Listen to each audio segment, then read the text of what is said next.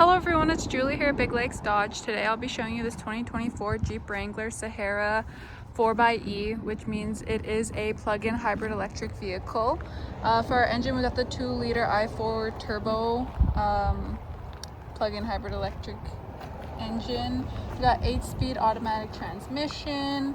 For our front end here, we do have, I believe they are LEDs. Our glass is the Corning Gorilla Glass, so it is rated for, it's like supposed to be able to take a beating a bit more. For our front axle, we actually have a Dana M210 wide HD tube front axle, so it is just more of an off-roading axle. And the rear axle is a Dana M220 wide rear axle. Our tires are, give me 1 second here. I think my sheet doesn't say, so let's have a look. They are 20-inch rims. It is a Sahara, so they're not the more aggressive tires. They are more meant for like a smoother type of ride. We have our Sahara badging there. It is blue at the bottom, the Wrangler badging, because it is the plug-in hybrid electric. Here we have our door.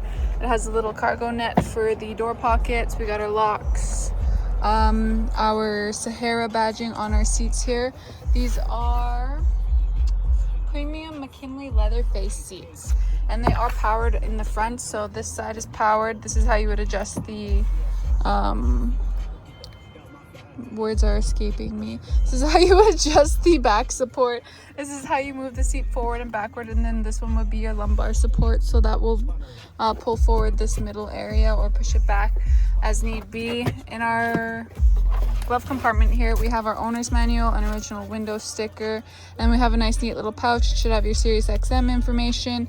Yeah, quite a few little tidbits, but it has all the information on the vehicle, and as well as lots of room to store your gloves as well. So once all that's in there, you can still fit a few pairs of gloves. We do have like this gold stitching there for some extra zhuzh, and the silver and the silver accents as well. So there's just a quick look at the interior up here. There is a lot to talk about on this Jeep, so I'm probably going to jump around quite a bit on the topics of the information. But back here we have a 60/40 bench seat. It also is also the premium McKinley leather face seats. When you pull this is how you fold the seats down. You pull this, the headrest comes down, and then you can fold it down somewhat like that. Back there you can see that we have more cargo space, but we're just talking about our back seat right now. Put this back up, you just go ahead and push that up here. We have the 2 cup holders that pull down in the center. Those are pretty handy if you don't need that extra seat, since we don't really have cup holders in our door pockets. But you do have the back seat pocket that also has the cargo net. In the center console here we have our controls for our windows, because you can tell that we didn't have them on the door. You control your windows through here, so you can see. Well, can you see? There you go, now you can see. Then we have our USB ports, which do have little covers on them. So let me just get down there. USB-C port, so enough for everyone. Then we have a 115 volt outlet as well, so you're ready for all your charging needs. We have these little spots down here to throw things, and this little cubby there, you can throw some pens or something there. Overhead we do have, let me see what that is. Overhead soundbar, I know that, but Alpine premium audio system. And then it does have the 8-speaker sound system with overhead soundbar. So sound system is the Alpine sound system, and it does have the overhead soundbar, so it has some extra good audio in here. But yeah, let's just move on to the back end of our vehicle here. So what can I talk about here? Ooh, one thing I didn't mention, which I wanted to mention on the front end, is we do have the transmission skid plate, fuel tank skid plate shield, transfer case skid plate shield. So yeah, it does have skid plates down at the bottom. If you are going to be doing like some crazy off-roading though, like in a lot of muck and gunk regularly, you may want to also consider some undercoating, but you got the skid plates there as well. It's your spare tire back here. We do have the rear view camera out back here. It has the 4XE badging here. We got our license plate lamps there, our tow hook at the back here, and our windshield, which I'm gonna prop up so we can look back here. All right, so this handy little bag is a storage bag for anything that you take off of the vehicle.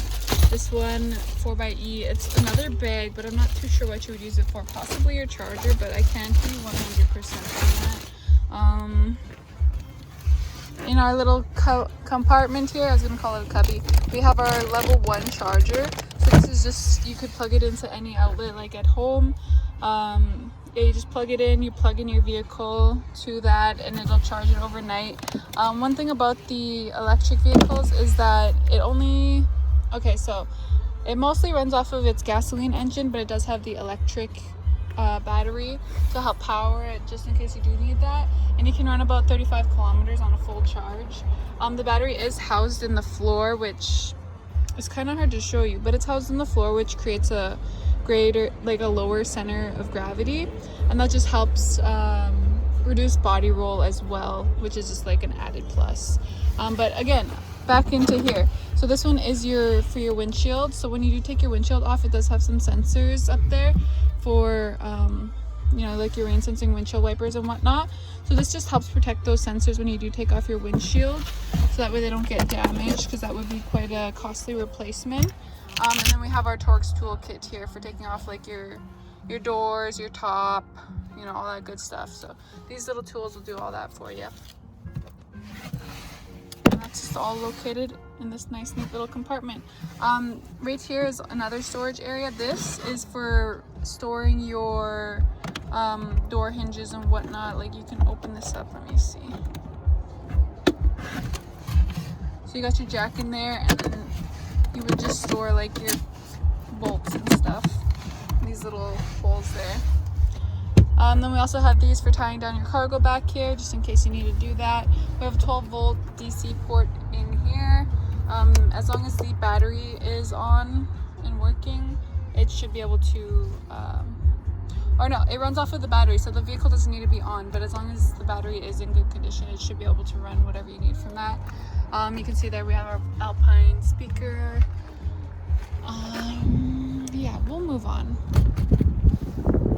Forgive me for not being as bubbly as usual. I am recovering from being sick, so if you're wondering, if you've watched quite a few of my videos, I'm definitely more cheerful than this. But anyways, back here we have our 40 of our 60/40 split bench. I'm gonna pull this. We see that fold down there. You can have a look. The battery would be located underneath the seat there. It's housed in the floor, and we got our carpet floor mats back here as well. We'll hop into the driver's seat. Before I do, I just want to point out this little button means that we have the proximity keyless entry, so it will lock or unlock the vehicle when you press that button. It also senses, so it's already unlocked, but here, let me just show you actually. I'll grab us the key here. I have it in there so that way it won't beep at me. It beeps every time you open and close the door. All right, so I lock our doors. I go and I touch it. It automatically unlocks. I don't have to do anything. As long as the key is within 5 feet of the vehicle, it's gonna do that for you. So that way you don't have to pull it out of your pocket. Before I hop in, I wanna show you that this is a powered seat on this side as well. We have the Sahara badging. And I'll hop up in here. All right, on our door here, I'm gonna turn down the volume on the speaker. All right, so we have our power locks. These control your mirrors, which are heated, but they just control them here, so you would select left or right and then adjust them as needed. For the heated mirror function, you would go over here and turn on this bad boy. Once it's lit up, you know that that's working. That'll help get rid of like a light dust of snow, or it'll get rid of fog, so that way you have that extra visibility. And then right next to our door, we have our headlamp controls. So right now it's set to auto. If ever they're not coming on, you do need to manually turn them on. This one's for your fog lights. This one's for your interior lighting, which should dim it. It might not right now because sunlight's hitting me directly. Down here we have our different modes. So we do have, one second, I have an information sheet on this. So the 4XE does come with the Selec driving modes. It gives you 3 choices for optimizing the performance of your hybrid electric vehicle. So in all electric mode, it will use only the battery power. Low emissions, quiet off-roading with maximum torque and horsepower. The battery can run in electric mode for up to 35 kilometers at up to highway speeds. So even at highway speeds, you'll have about 35 kilometers. The ICE engine will engage automatically as soon as your battery power runs out. So you don't have to worry about suddenly stalling out. It will kick in automatically as soon as you run out of that battery power. Then next, the other mode is the e-save mode. So that prioritizes the 2-liter engine and reserves the battery power for later use. When power demand is low, the engine shuts off. It can also be reconfigured to increase the battery charge. So we do, in that sense, we do have regenerative braking in the vehicle. So when you do press on the brakes, so as soon as you let go of the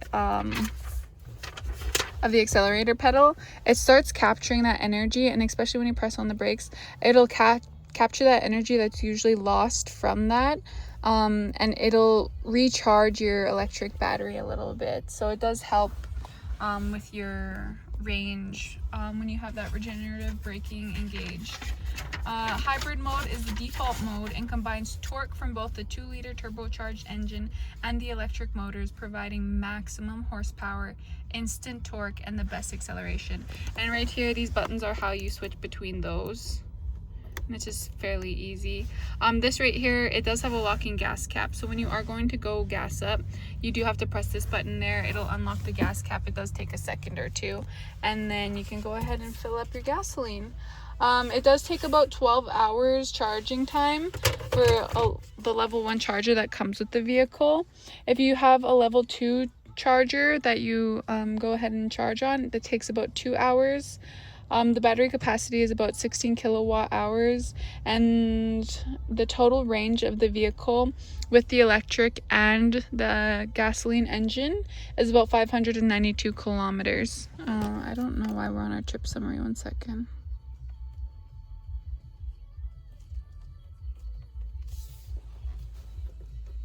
Oh, did it turn off on me? Don't mind that. All right. You can see that right now it's about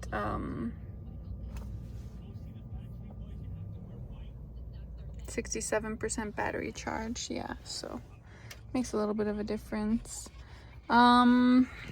All right, now we'll get on to our regular programming. So on our steering wheel here, we have our controls for our driver information screen, which you just saw me use.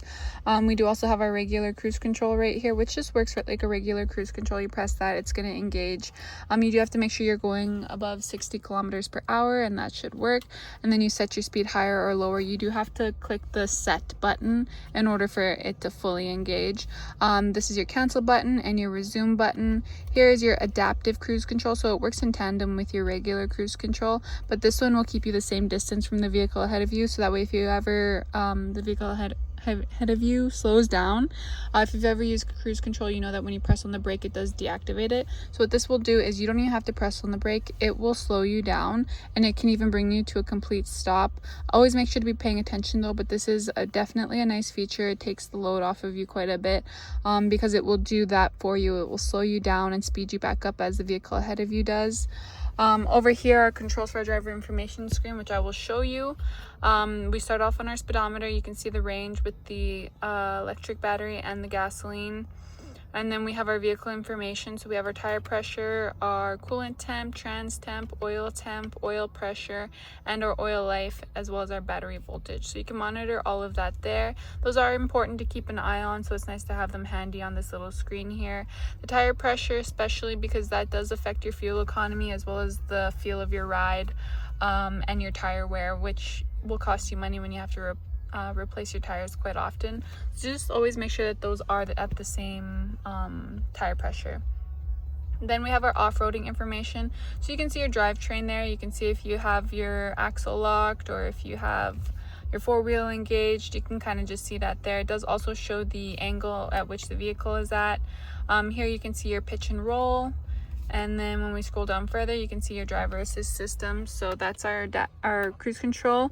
If you do have your adaptive cruise control on, it will show up there as well, and it'll show, that's how you set the distance. So you would set it less or more depending on what you need.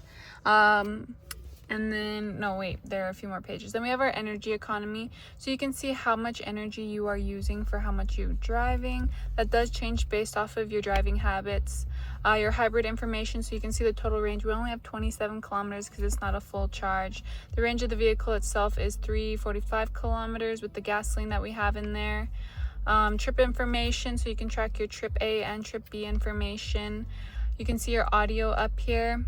Your messages, so that would be any vehicle messages that pop up, your check engine light and whatnot will be stored here. Then we have our screen setup. So this one is actually something that I do want to go over with you. So as you can see, it highlights the corners, like the different spots where you can adjust certain information. So like up there we have our time. We can change it to our average fuel economy, current economy, battery percentage, which we already have on the other side, your total range. So you can kind of switch those there, your compass, your outside temp. But I quite like it on the time, so I'm going to leave that there. But you can adjust all of those, all of these highlighted sections there.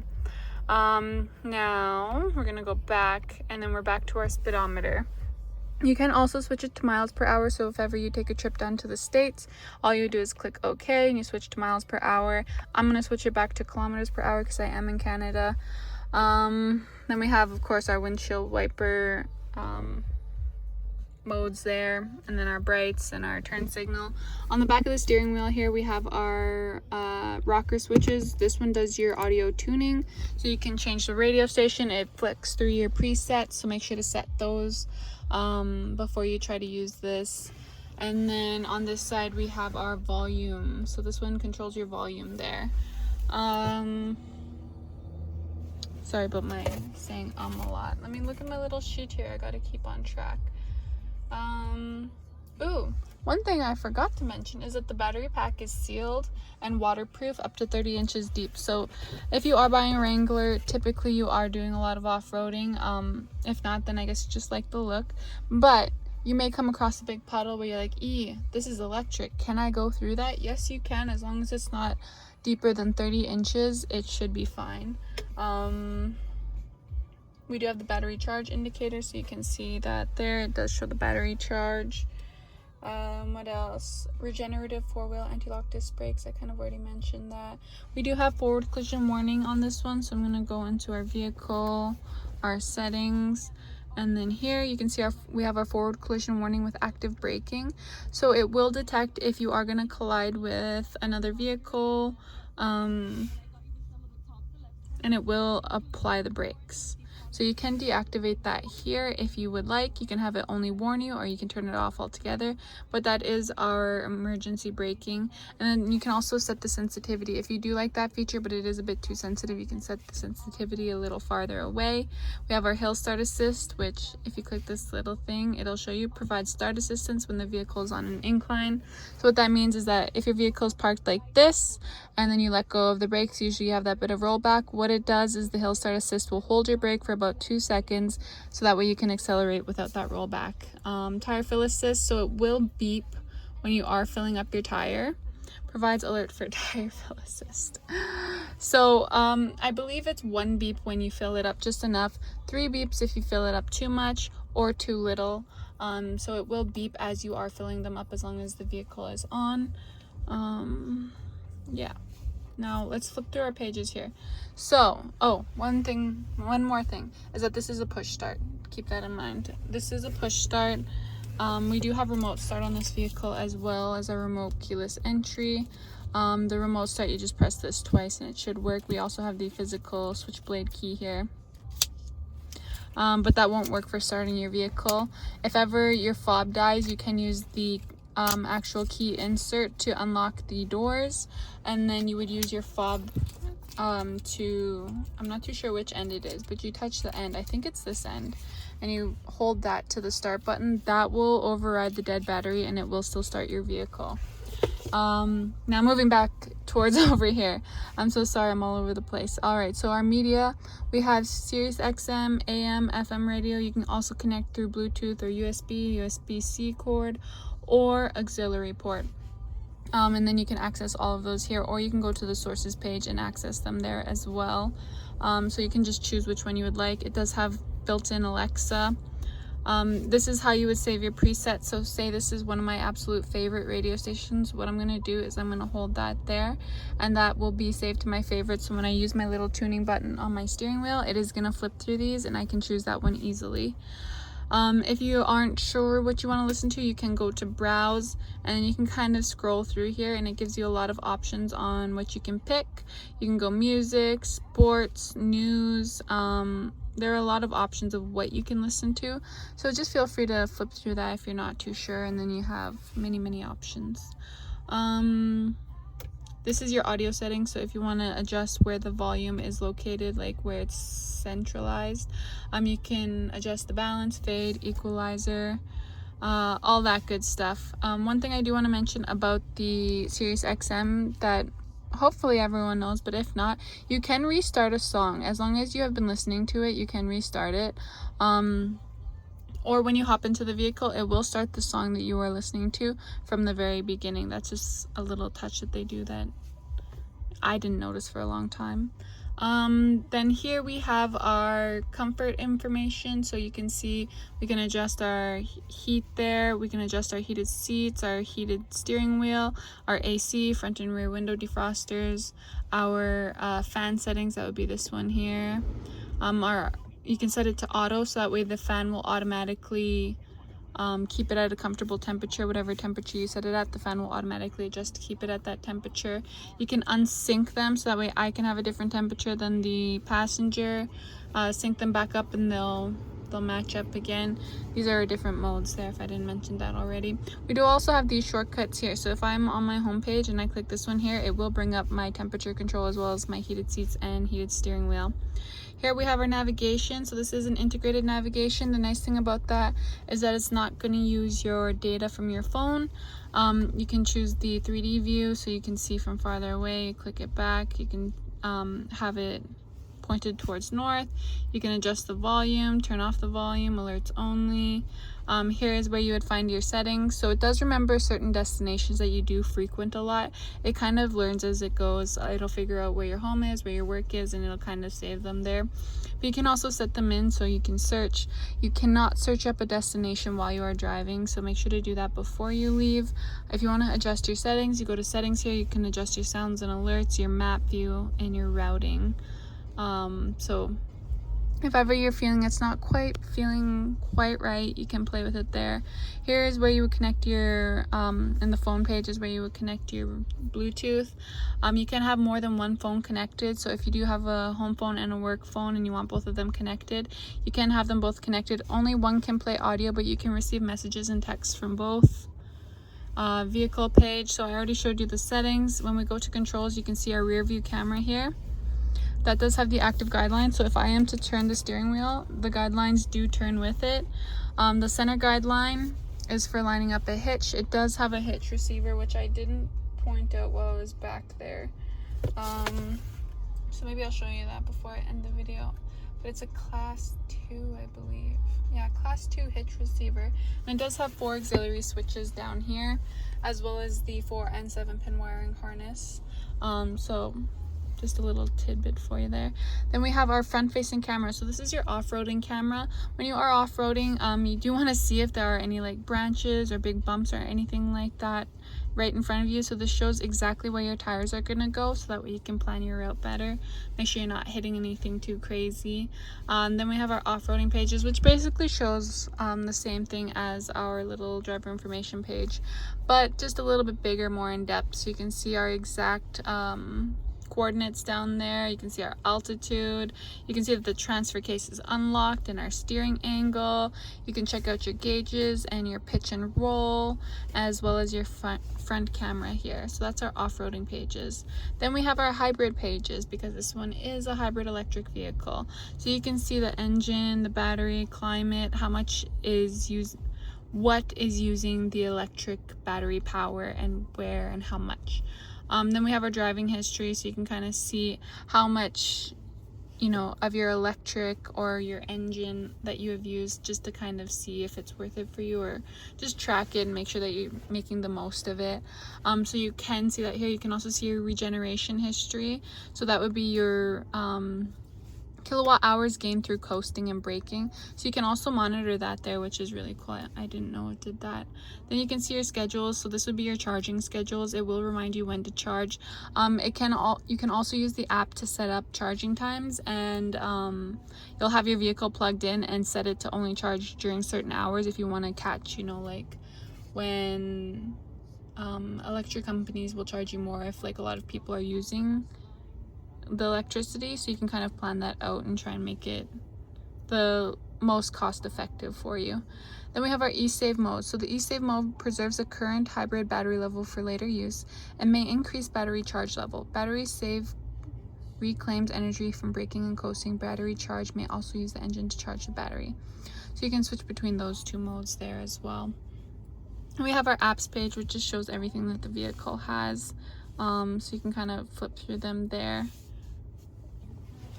Then below that, we have our physical buttons for our climate control. So we have our temperature here, our heated seats, heated steering wheel, front and rear window defrosters, our volume controls here. This one is for your fan settings. This one does your tuning.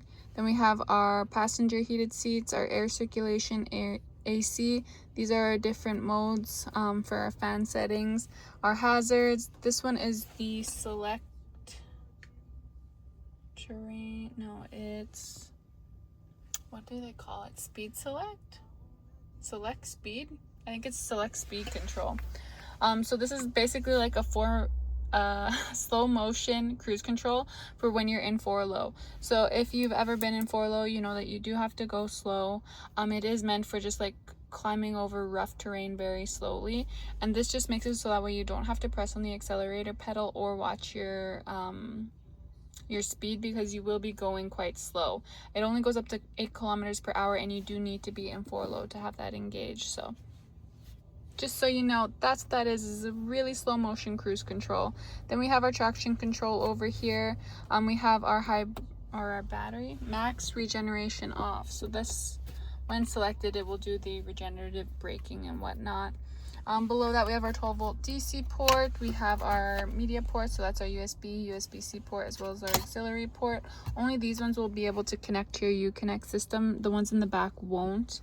And then these ones control our windows here.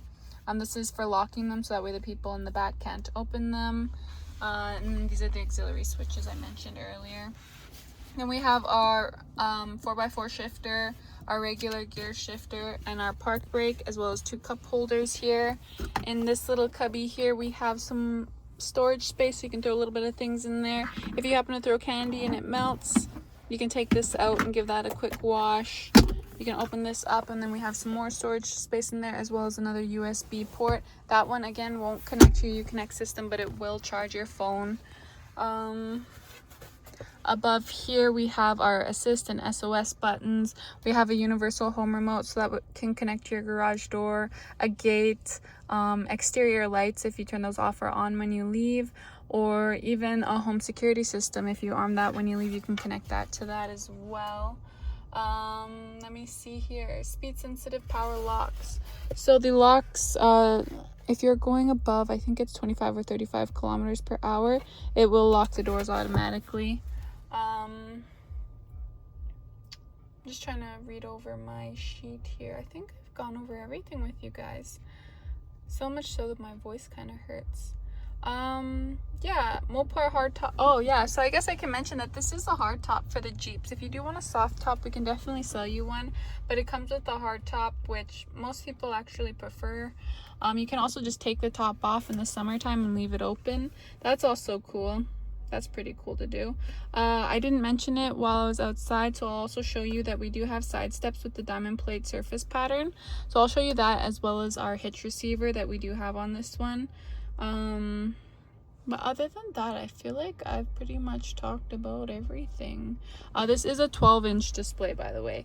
So if it seems so massive, it's because it's 12 inches wide. This way, I don't know, I'd say about 5-6 inches. All right, so now that I don't know, if you have any other questions, always feel free to reach out to us. I do pride myself in my videos, so I did do quite a bit of research on the hybrids before I did this video. So if you have more questions, feel free to reach out. But here are those stunning side steps that I talked about. These are actually very good. I like the diamond pattern on them because they don't get quite as iced up as some other ones, and they are pretty grippy. And then back here, I will show you that hitch receiver I was talking about. It does have a plug in it, so I always struggle to get these off. Trust me, it's there, guys. It's there. But it has the plug in it, and I have a weak left arm, so you're gonna have to trust me. But here's one final look at the outside. I did I'll give you one more look on the inside too. I feel like the look I did wasn't that good. So there's one more look at the inside. Stunning. If you have any other questions or you want to take it for a test drive, feel free to give us a call or even stop by Big Lakes Dodge, and we'll be happy to help you. See you in the next one.